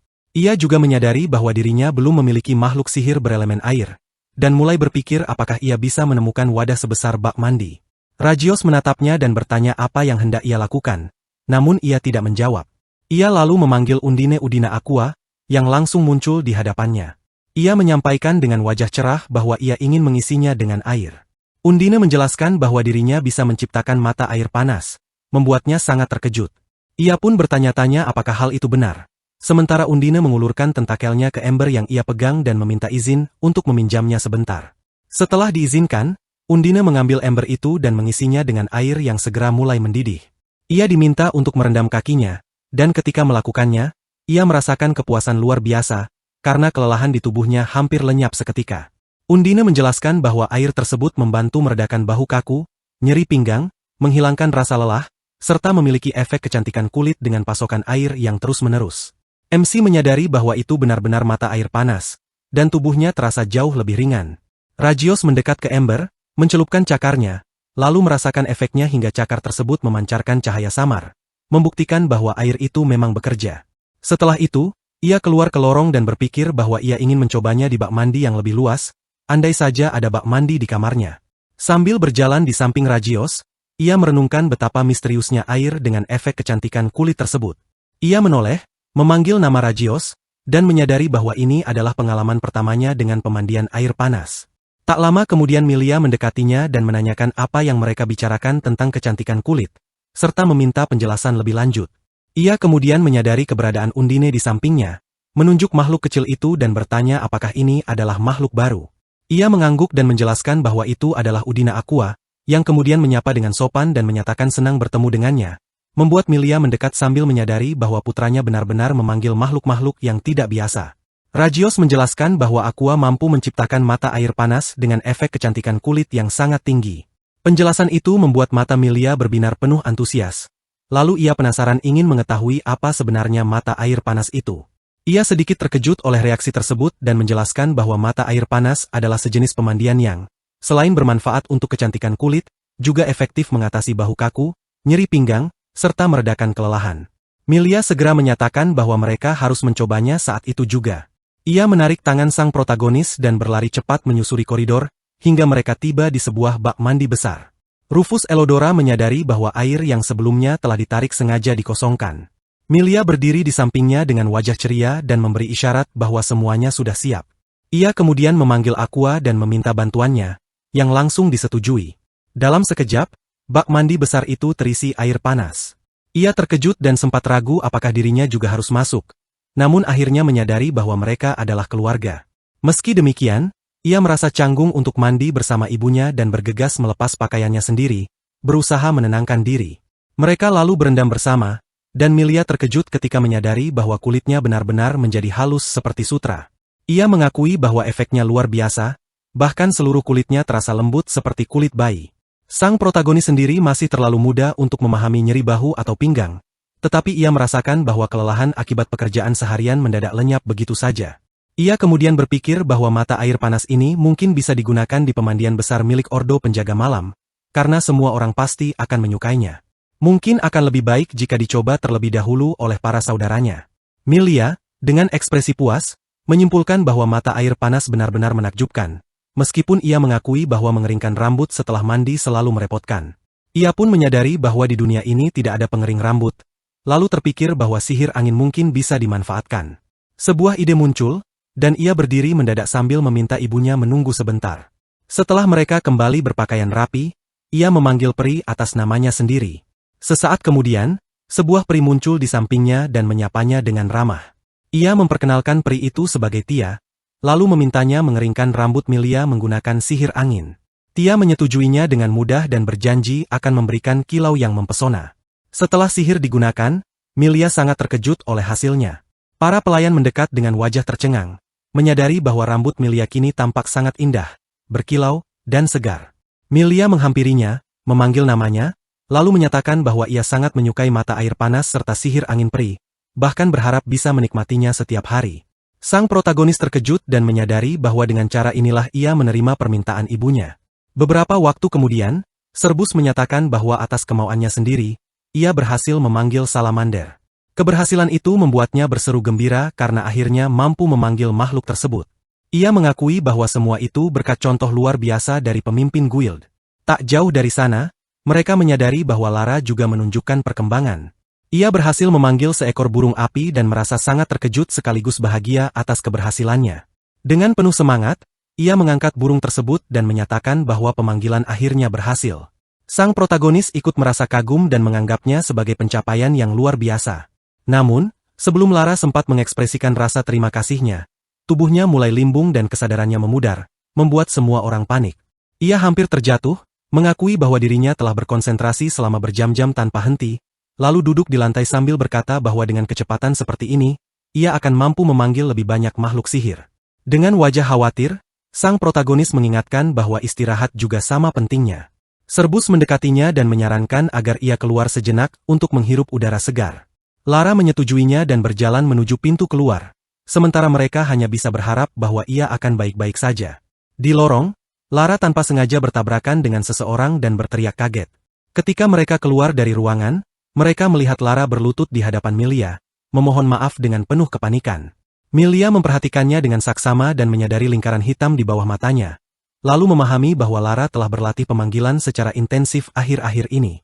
Rufus Elodora berlari mendekat dan memanggil ibunya. Milia dengan tenang memintanya menyiapkan pemandian, mengingat bahwa air tersebut memang dapat meredakan kelelahan. Ia segera melaksanakan permintaan itu, tanpa menyadari bahwa setelahnya, rumor tentang mata air panas yang diam-diam mulai populer di salah satu sudut istana akan menyebar luas.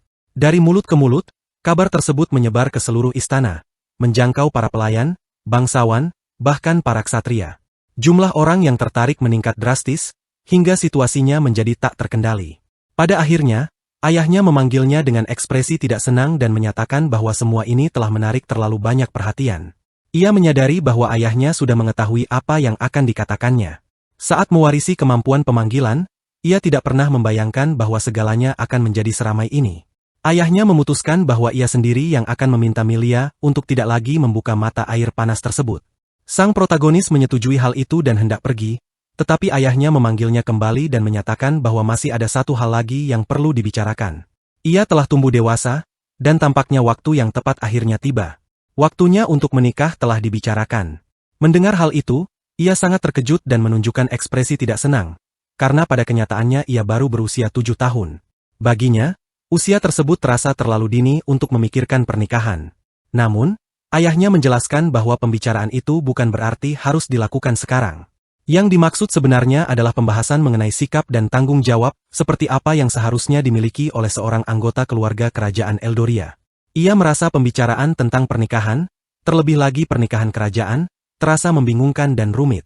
Di benaknya muncul dugaan bahwa itu pasti pernikahan politik, tetapi meskipun mendengarnya secara langsung, semua itu tetap terasa tidak nyata baginya. Di kehidupan sebelumnya pun ia selalu sendiri. Namun, sebelum memikirkan hal sejauh itu, ia memiliki misi penting untuk menyebarkan kemampuan pemanggilan ke seluruh dunia.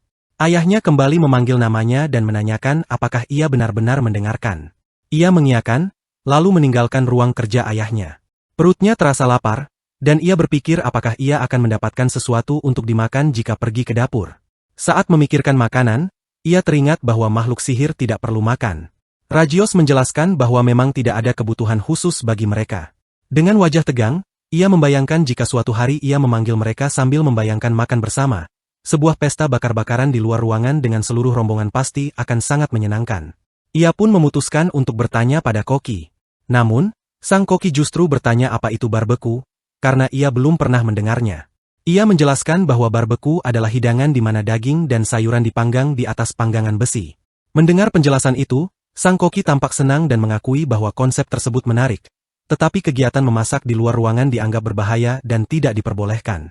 Ia terkejut mendengar alasan tersebut dan bertanya mengapa hal itu berbahaya. Sang koki menjelaskan bahwa ada kemungkinan racun bisa ditambahkan.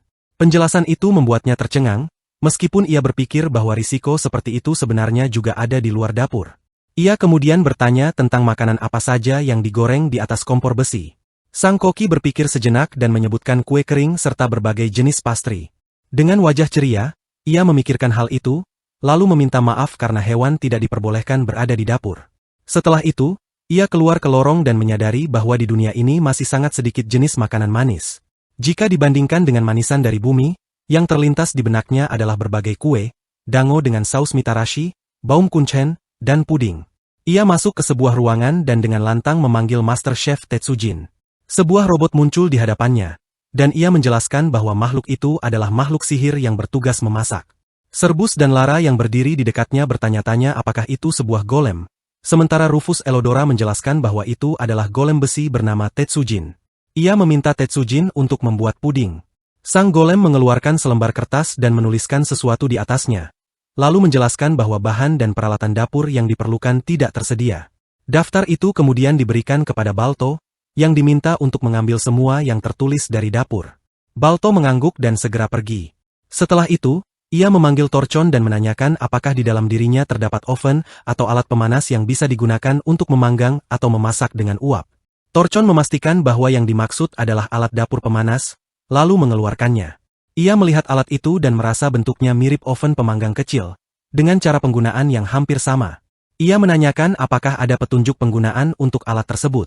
Torchon memberikannya, dan ia memperhatikan tulisan itu sambil berpikir bahwa mungkin itu adalah aksara kuno. Ia meminta bantuan Rajios untuk membacanya, tetapi Rajios menolak. Ketika ia menanyakan hal yang sama pada Torchon, makhluk itu memeriksa terlebih dahulu apakah kristal sihir di dalamnya masih terisi energi. Ia terkejut sekaligus kagum, menyadari betapa andalnya Torchon. Dengan riang, Torchon menjelaskan bahwa itu sangat mudah baginya. Ia menunjuk ke perangkat tersebut dan menjelaskan bahwa kristal sihir itu sama seperti yang digunakan pada kotak angin sebelumnya. Jika warnanya memudar, maka kristal itu harus diganti dengan yang baru. Ia kembali terkejut dan bertanya tentang pengisi daya, tetapi ternyata tidak ada. Torchon memiliki banyak kristal sihir cadangan. Pada saat itu, Balto kembali dan melaporkan bahwa semua bahan telah dibawa. Ia berterima kasih dan menanyakan apakah Koki mengatakan sesuatu. Ternyata sang Koki hanya penasaran dengan apa yang akan dimasak, dan ia menjawab bahwa ia berniat membuat puding. Ia kembali memanggil Tetsujin dan memintanya memasak puding. Tetsujin berdiri di depan meja dan mulai menggerakkan kedua lengannya dengan sangat cepat, hingga sulit dipahami apa yang sebenarnya sedang dilakukan.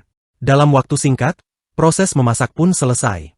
Lara tampak penasaran, tetapi ia menjelaskan bahwa hidangan tersebut bukan makanan panas, melainkan makanan yang harus didinginkan hingga mengeras. Ia berpikir bahwa akan lebih mudah jika ia memiliki sihir es, meskipun menjaga suhu tetap stabil dengan sihir pasti sulit. Ia kembali memanggil Torchon dan menanyakan apakah ia bisa mengeluarkan lemari pendingin. Awalnya Torchon tidak memahami maksudnya, tetapi setelah dijelaskan sebagai kotak berisi udara dingin, ia langsung mengerti dan mengeluarkan sebuah freezer kecil. Ia memandangnya dengan takjub, karena tidak peduli bagaimana melihatnya, benda itu jelas sebuah lemari es. Setelah beberapa waktu, ia membuka pintu lemari es dan mengambil satu porsi puding untuk mencicipinya. Dengan ekspresi puas, ia menyadari bahwa rasanya benar-benar sesuai dengan yang ia ingat. Lara juga ikut mencobanya dan ternyata sangat menyukainya. Ia mengatakan bahwa rasanya manis, dingin, dan sangat lembut. Serbus juga mencicipinya dan menyadari bahwa makanan seperti ini benar-benar ada. Rufus Elodora mengambil sesendok puding dan mengajak Rajios untuk mencobanya. Rajios memakannya dan mengakui bahwa hingga saat ini ia tidak pernah tertarik pada makanan, namun puding ternyata sangat lezat. Ia berpikir bahwa meskipun mereka tidak membutuhkan makanan, bagi Rajios dan yang lainnya, hidangan itu telah menjadi semacam kesukaan baru. Karena itu, ia ingin agar ayah dan ibunya juga mencobanya. Namun, jika disajikan begitu saja, kemungkinan besar mereka tidak akan memakannya, sehingga dibutuhkan cara yang lebih alami. Beberapa waktu kemudian, ia dan keluarganya duduk bersama di aula, mengungkapkan rasa terima kasih karena hidangan hari itu juga sangat lezat. Sebagai pencuci mulut, puding disajikan. Milia terkejut saat melihatnya, karena belum pernah melihat hidangan penutup seperti itu sebelumnya. Ia tersenyum puas karena telah meminta Koki memasaknya dengan resep yang sama. Di luar dugaan, Koki menyebutkan bahwa hidangan itu bernama puding, sebuah resep yang dengan baik hati diberikan oleh pangeran ketiga. Ia baru menyadari bahwa ia lupa meminta sang Koki untuk merahasiakannya. Ayahnya menatapnya dengan ekspresi mengintimidasi dan menarik napas dalam-dalam. Dengan suara khawatir, ia segera menegaskan bahwa hal itu tidak benar dan bahwa ia tidak melatih siapapun. karena yang melakukannya adalah kepala koki Tetsujin yang ia panggil. Nama itu menarik perhatian, dan ia pun segera memanggil Tetsujin. Segumpal asap muncul, lalu robot itu tampil dengan cahaya terang memancar dari matanya. Ia menatapnya dengan ekspresi bingung, bertanya-tanya apakah ini semacam mode pemusnahan. Ayahnya memanggilnya dengan suara panik dan memintanya untuk segera menenangkannya. Milia sangat ketakutan melihat pemandangan itu, menyebutnya golem api, lalu pingsan, yang membuat Leonard Elodora sangat cemas. Di tengah kekacauan tersebut, Gilliam Elodora mencicipi sedikit puding dan menyatakan bahwa rasanya sangat lezat. Ia menyadari bahwa itu adalah puding, dan tidak menyangka bahwa ia benar-benar bisa merasakan makanan yang pernah dimakan para leluhur mereka. Ia terkejut mendengarnya, lalu bertanya pada kakaknya, yang mengiyakan. Tak lama kemudian, Milia sadar kembali dan mengira semua yang dilihatnya hanyalah halusinasi, seolah ia hanya melihat sebuah golem. Ia kemudian menyadari bahwa itu bukan hayalan. Tetsujin dikembalikan ke mode normal dan diperkenalkan kembali. Ia menjelaskan bahwa ia hanya ingin mencoba makanan manis bernama puding dan merasa sayang jika hanya mereka yang menikmatinya, sehingga ia mengajarkannya kepada sang koki. Gilliam Elodora, dengan wajah sangat senang, memanggil ibunya dan mengatakan bahwa puding adalah makanan yang luar biasa. Milia pun menjadi sedikit tenang, mencicipinya, lalu terkejut karena rasanya benar-benar lezat. Anggota keluarga lainnya ikut mencoba dan sepakat bahwa teksturnya yang lembut, meleleh di mulut, dan rasanya yang halus memberikan kebahagiaan tersendiri. Ia tersenyum agak gugup, menyadari bahwa semua orang tampak senang, dan merasa bahwa dirinya pasti telah dimaafkan. Kemudian disebutkan bahwa Gilliam Elodora dan Leonard Elodora sedang membicarakan sebuah perjalanan inspeksi. Ia bertanya-tanya kemana tujuan mereka kali ini. Dengan senyum tipis, dijelaskan bahwa mereka berencana melakukan inspeksi ke Kadipaten Flirt. Rufus Elodora mendengarnya dan teringat bahwa wilayah itu adalah salah satu dari 4 Kadipaten Agung di Kerajaan Elodora. Ia pun berpikir apakah ada masalah di sana. Dijelaskan bahwa, hanya di antara mereka, tampaknya pengaruh kerajaan di wilayah itu sedikit melemah akhir-akhir ini. Sebagai anggota keluarga kerajaan, mereka akan pergi untuk memperkuat kembali pengaruh tersebut sekaligus mengguncang pihak-pihak terkait. Ia memahami bahwa kunjungan langsung seorang anggota keluarga kerajaan ke kediaman penguasa wilayah saja sudah cukup menjadi bahan pembicaraan. Dengan menunjukkan hubungan yang kuat dengan keluarga kerajaan, pengaruh yang melemah akan lebih mudah dipulihkan. Jika salah satu dari 4 Kadipaten Agung merosot, berbagai masalah pasti akan muncul. Ia teringat perkataan Mongward bahwa ia harus menyebarkan kemampuan pemanggilan dan lebih sering menggunakannya. Ia memanggil kakaknya, lalu menyampaikan keinginannya untuk ikut dalam perjalanan inspeksi tersebut. Kakaknya terkejut dan mempertanyakan alasannya. Ia menyadari bahwa alasannya jelas, yaitu untuk menyebarkan kemampuan pemanggilan. Seluruh anggota keluarga tampak sedikit terkejut dan menatapnya. Ayahnya menarik napas dalam-dalam, menatapnya dengan ekspresi tenang, dan mengakui bahwa ia tahu putranya banyak memikirkan kemampuan pemanggilan. Meskipun sering menimbulkan masalah, ia juga berjasa karena telah menunjukkan kegunaan kemampuan itu kepada semua orang, sesuatu yang sebelumnya belum jelas. Ayahnya kemudian memerintahkan Leonard Elodora untuk membawanya dalam perjalanan inspeksi tersebut. Dengan nada sangat serius, ditegaskan bahwa ia harus diawasi dengan ketat. Leonard Elodora mengangguk dengan senyum kecil dan menyatakan bahwa jika itu adalah perintah kerajaan, ia akan membawanya serta. Ia menepuk kepala adiknya dan mengingatkannya untuk patuh. Ia menatapnya dengan wajah bahagia dan mengiyakan. Beberapa waktu kemudian, mereka meninggalkan istana, dan disampaikan bahwa keberangkatan menuju Kadipaten Flirt akan dilakukan dalam seminggu. Ia menerima sebuah dokumen berisi jadwal inspeksi yang direncanakan selama 7 hari. Dengan wajah ceria, ia menyetujuinya, mulai membacanya, dan menyadari bahwa akhirnya ia akan meninggalkan ibu kota untuk pertama kalinya. Leonard Elodora menjelaskan bahwa nama-nama orang penting tertulis di kertas itu dari atas ke bawah, sehingga setidaknya nama-nama yang berada di bagian atas harus diingat. Ia menelitinya lebih saksama dan menyadari bahwa itu adalah para tokoh kunci dari Kadipaten Flirt, yang jumlahnya ternyata cukup banyak. Mengingat semuanya hanya dari nama saja akan sangat sulit. Ia pun memanggil kakaknya dan menanyakan apakah memungkinkan untuk mempelajari lebih jauh tentang para tokoh penting tersebut. Kakaknya menyetujuinya dengan senyum gugup dan mengatakan bahwa ia akan menjawab sebisa mungkin.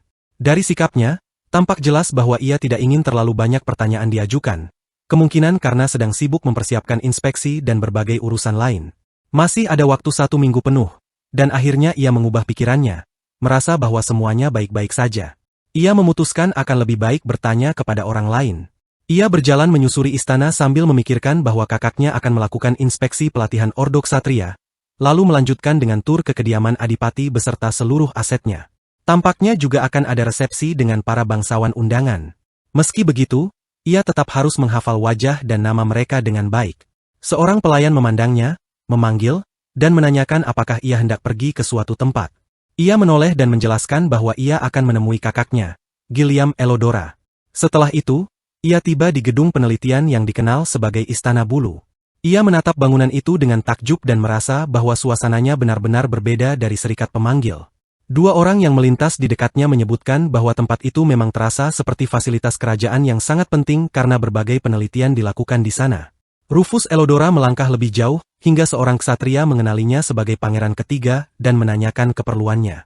Ia menjelaskan bahwa ia datang untuk menemui pangeran pertama, karena ingin mempelajari karakteristik para tokoh penting di Kadipaten Flirt. Permintaannya disetujui untuk dilaporkan, dan tak lama kemudian ia dipandu menuju ruangan yang tepat. Begitu masuk, Gilliam Elodora menyambutnya dengan ramah dan menyatakan kegembiraannya atas kedatangannya. Ia memastikan bahwa informasi tentang Kadipaten Flirt memang yang ia butuhkan, dan setelah mendapat persetujuan, ia memujinya sebagai sosok yang rajin. Ia diminta menunggu sebentar, lalu sebuah buku dibawakan dan dijelaskan bahwa di dalamnya terdapat daftar bangsawan yang terkait dengan keluarga Adipati. Ia dipersilakan membacanya dengan bebas. Ia berterima kasih, menatap buku itu, dan menyadari bahwa isinya tampak seperti ensiklopedia tokoh, dengan judul yang sangat lugas. Saat membukanya, ia mendapati bahwa di dalamnya bahkan terdapat potret, sesuatu yang sangat membantu. Ia terus membalik halaman hingga menemukan satu halaman yang memuat seorang gadis bernama Flea Flirt. Ia membaca informasi tentangnya dan menyadari bahwa ada seorang gadis seusianya di Kadipaten Flirt. Gilliam